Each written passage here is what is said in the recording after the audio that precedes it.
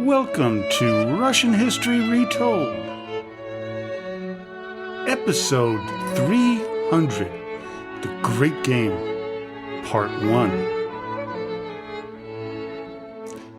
Last time, we listened to an interview with Professor Simon Miles, author of the book Engaging the Evil Empire, Washington, Moscow, and the Beginning of the End of the Cold War.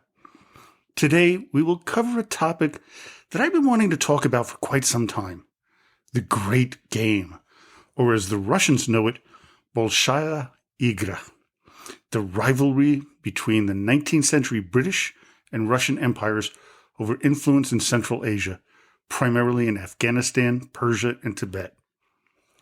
According to most historians, the Great Game would begin on January 12, 1830, and end somewhere between 1895 and 1907, just depending on who you listen to. I'm going to be open to which year as I will use as I go through my extensive research papers. But what intrigued me about this topic was that many of the books in my library didn't even reference the Great Game, or as some named it, the Secret War. The only books I found to contain material helpful to this episodic series were The Great Gamble, The Soviet War in Afghanistan by Gregory Pfeiffer, Russia, A Thousand-Year Chronicle of the Wild West by Martin Sixsmith, and Russia, The Once and Future Empire from Prehistory to Putin by Philip Longworth. I'm going to mention another book in a minute. But before I get to this fantastical historical period, I'd like to thank all my listeners for inspiring me to continue with the topic of Russian history. When I first launched the podcast on April 30th, 2010, as you may well know, I expected to do this for about 2 years and 52 episodes. Well, that obviously didn't go as planned. Not only have we reached episode 300, but I have plans for at least another 25 episodes that will carry us into next year. Now, if you have any suggestions for a topic you'd like to hear about, please drop by the Russian Rulers Facebook page or email me at markschaus@gmail.com.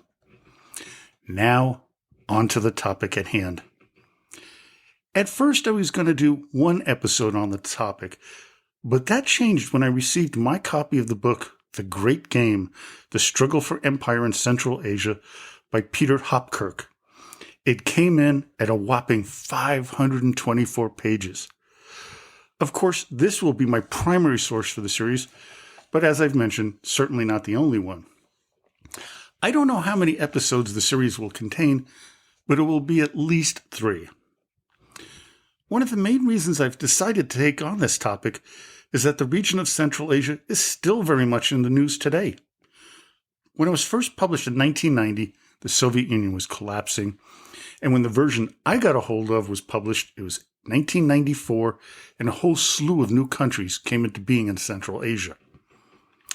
As the author writes in his foreword, quote, "For the collapse of the Soviet rule has tossed Central Asia back into the melting pot of history. Almost anything could happen there, and it would take a brave or foolish man to forecast what. But one thing seems certain. Central Asia, for good or for ill, is back once more in the thick of the news and looks like staying there for a long time to come." During the early 19th century, Great Britain was still an ascending power whose main threat was Napoleon's France.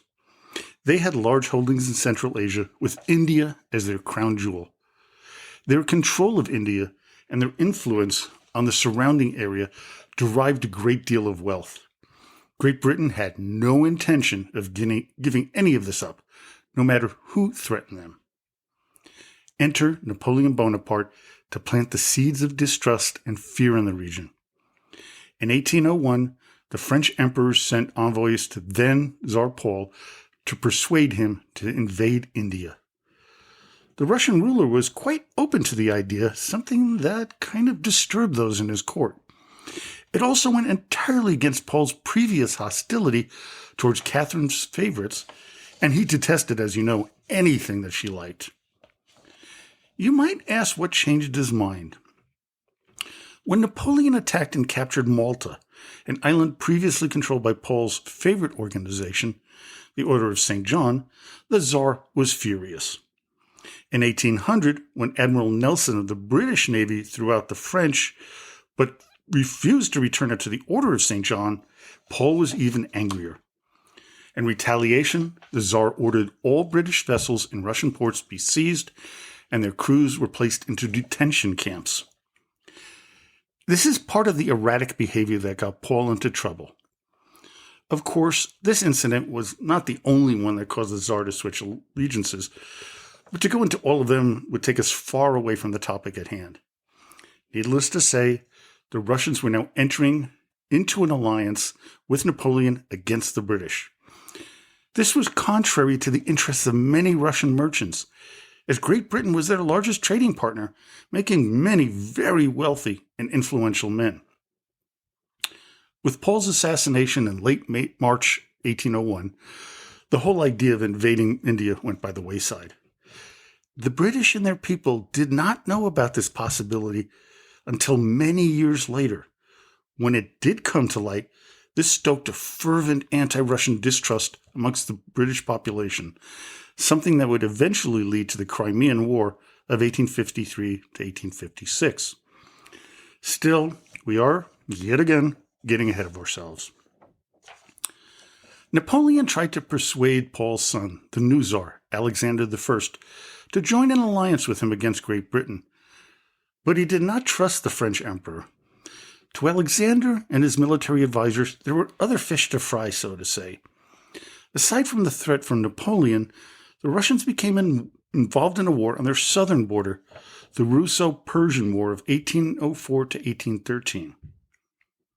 Here was the supposed offer that Napoleon made to Tsar Alexander I. The French emperor would send 50,000 troops through both Persia and Afghanistan, while the Russians would send their troops south, joining forces and marching through the Indus Valley into India.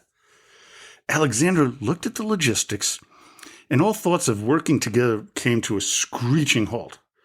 The terrain and the lack of supplies would create significant difficulties in supplying such a large army, which played a major role in rejecting the offer.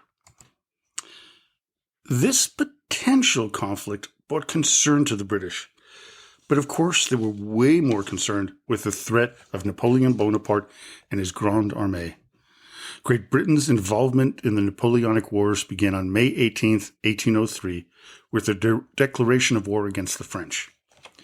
The Russians joined pretty soon after that, joining Austria as part of the Third Coalition. That alliance would fall apart on December 8, 1805, after the French victory at the Battle of Austerlitz.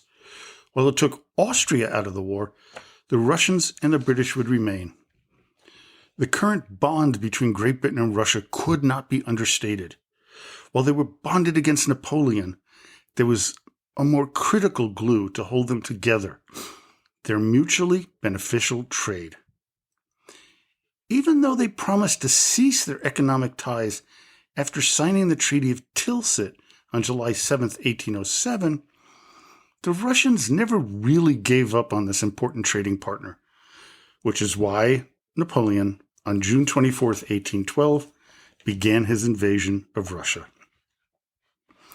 As we all know, Napoleon and his army were repulsed and expelled from Russia and eventually defeated by the Allied forces. This, though, would be the beginning of the end for the mutual relationship between Russia and Great Britain. They no longer had a common enemy. Russia thought that now they were one of the world's great powers, and their expansion had no boundaries. However, the only region they could expand into was an area in which Great Britain had a big stake: Central Asia. That was part of the super valuable Silk Road trading route, even though it lost some of its luster and it was diminished over time by the centuries. While the British were entrenched in India, they had their eyes fixed on moving north toward Afghanistan and east towards China. The Russians' ever-expansionistic mindset also looked east, but were far more successful than their Western European counterparts. Before the mid-19th century, though, This region of the world was not on anyone's radar. This was to change after the Napoleonic Wars. It was considered, to quote Hopkirk's book, The Great Game, quote, "Before very long, this great political no man's land was to become a vast adventure playground for ambitious young officers and explorers of both sides as they mapped the passes and deserts across which armies would have to march, if this was to come to the region. One by one, the Russians began to gobble up territories in Central Asia, creating concern and alarm in the great British capital of London and in the Indian city known then as Calcutta. Hopkirk best summed up the rapidity of the expansion. Quote, "For 4 centuries, the Russian Empire had been steadily expanding at the rate of some 55 square miles per day, or around 20,000 square miles per year. At the beginning of the 19th century, more than 2,000 miles separated the British and Russian empires in Asia.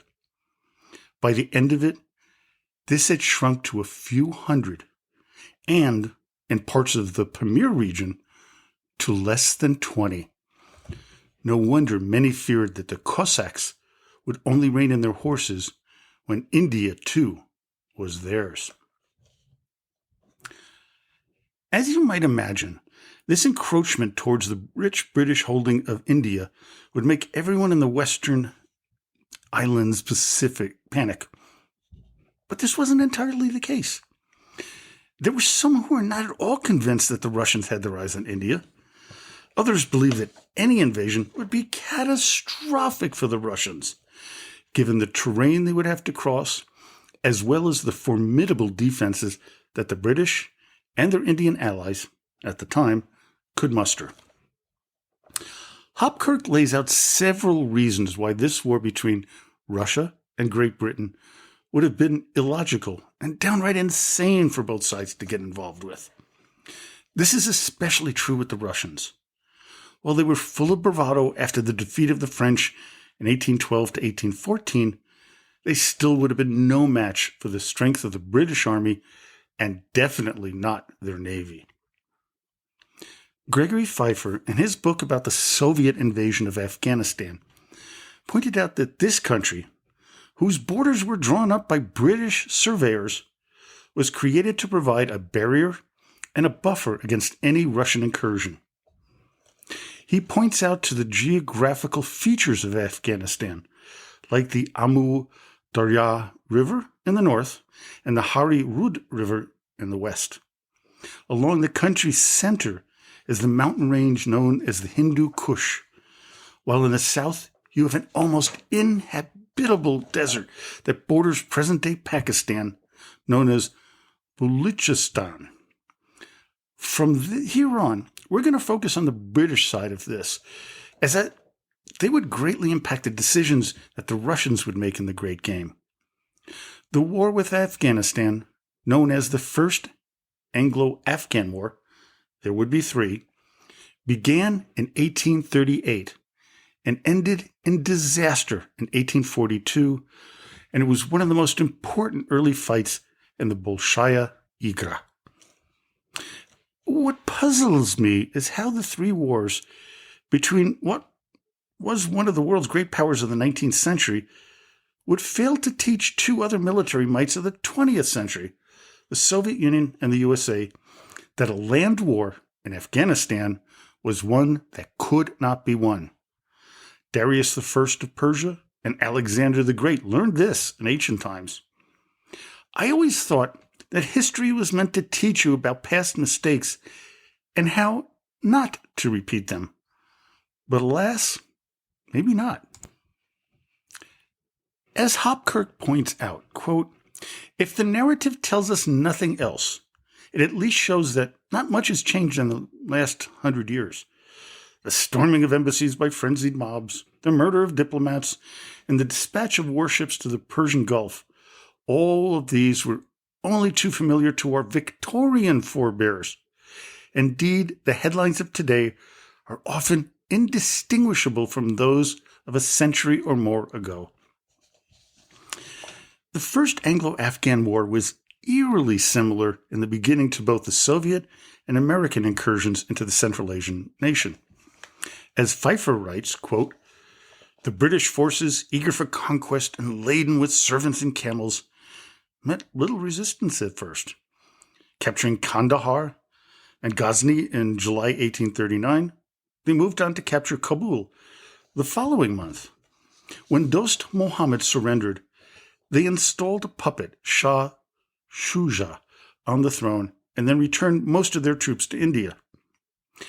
Doesn't this sound all too familiar to anyone who followed the news reports of the 20th century invasions?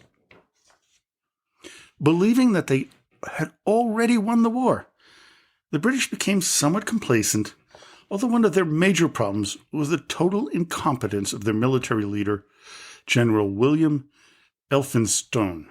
He would suffer the ultimate humiliation, as at the end of the war, he would be captured and would die as a prisoner. The guerrilla war tactics that the Afghans employed would stimulate the British, as it would the Soviet and American armies. One example in the First Anglo-Afghan War was the retreat of 16,500 British and Indian troops from Kabul through the snow-covered mountain passes. Heading to Jalalabad in what is now Pakistan, only one survivor made it through the 92-mile trek, an injured doctor. With all this losing, the British would return for 2 more bouts, with a Pyrrhic victory in the Second War and another loss in the Third. So what were the real intentions of the Russians leading up to the start of the Great Game? Well, some have suggested that was merely a continuation of the expansionist path that had guided Russians' thoughts since the time of the state of Muscovy. Others, like Martin Sixsmith, author of Russia, A 1,000-Year Chronicle of the Wild East, have stated that it was Russia's history of being invaded by the Ottomans, Mongols, and Persians from the south that compelled them to conquer more territory to prevent further incursions into their territory. Sixsmith also writes that he thinks the Bolshaya Igra began, quote, "The decline of the Ottoman Empire left Russia and Britain facing off in a struggle to fill the power vacuum left by the departing Ottomans." This is one of the most reasonable and likely explanations of the situation during the early part of the 19th century. This is further shown to be accurate by the reasoning behind the Crimean War starting in 1854. Russia, as you know, was gobbling up Ottoman territory at such a frenetic pace that many believed Constantinople, also known as Istanbul, was in jeopardy, and the British, along with their French, Sardinian, and Turkish allies, could not allow it. We need to go back in time to see where the Russians' fears of southern and eastern invasions come from. It should be more than obvious to you, my loyal listeners, that it was the 1240 invasion of the land of the Rus by the Mongols. As Hopkirk writes in his book, The Great Game, quote, "Crushed between their European foes to the west and the Mongols to the east, the Russians were to develop a paranoid dread of invasion and encirclement which has bedeviled their foreign relations ever since." Now, more importantly, when looking at present-day Russia and the situation with Ukraine, Crimea, their saber-rattling of the NATO countries like Finland and Poland, and even the stupid comments of "we're going to take Alaska back," Hopkirk goes on to say, quote, "Rarely has an experience left such deep and long-lasting scars on a nation's psyche as this did on the Russians. It goes far toward explaining their historic xenophobia, especially towards Eastern peoples, although we know now in the West, their often aggressive foreign policy, and the stoical acceptance of tyranny at home." Wow. doesn't that sound like it's coming from the newspapers of today? Well, don't want to call newspapers, online information that we're receiving. It's pretty amazing how close it was. Now, we also know that the remnants of the Mongol horde were to bedevil the Russians as they expanded. The Khanates of Kazan, Astrakhan, and Crimea would pose serious threats to Russia for centuries to come. This would create a situation where Russian expansion had to head westwards as long as there was a strong foe to the south. This led Russia making all the way to Siberia and the Pacific Ocean. Of course, this expansion meant very little resistance, as there were very few people living out there at the time. And it wasn't until the time of Peter the Great that we saw Russia looking at the lands of Central Asia. The first was an offer made by the Khan of Khiva, which is now Uzbekistan, to become a vassal of Peter, to which Russia would protect his territory and family from hostile neighbors. It took the Tsar many years to agree, but once the deal was done, the Russians were in possession of an important region near India. Unfortunately for the Russian merchants and soldiers, especially the officers, this wouldn't turn out as they had hoped. In 1717, the Khivans set up a trap for the Russians, killing a number of officers and troops before allowing the remaining men to return to their forts along the Caspian. Luckily, and puzzlingly for the Khan, Peter decided not to seek retribution, instead focusing on the Caucasus. The road to India was now cleared of any Russian interference until the time of Catherine II, some 40 years later.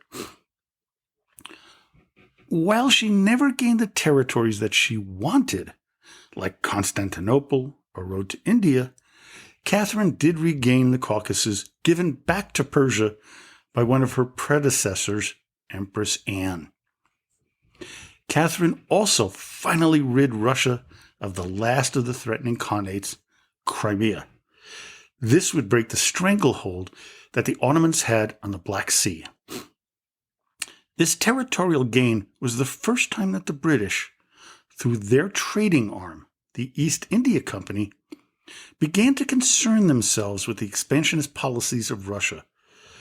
This would soon come to a halt when the appearance that we mentioned in the beginning of a new threat came over the horizon, Napoleon Bonaparte.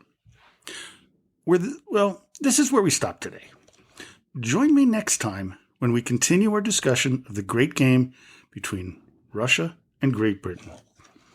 Until then, до свидания и спасибо за внимание.